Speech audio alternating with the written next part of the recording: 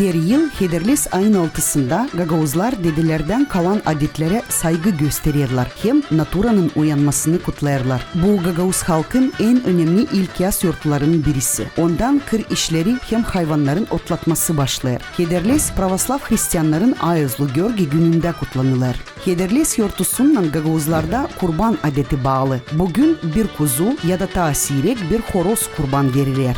Его готовить надо или всем селом, или всей улицей, или собираются 2-3 семьи, готовят вместе, половину раздают бедным или соседям, а вторую половину выносят на общую трапезу. То есть это вот такая вот социализация.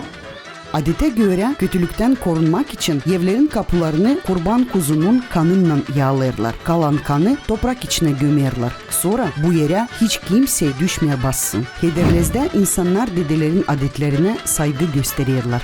У гагаузов лучше всего сохранился культ предков.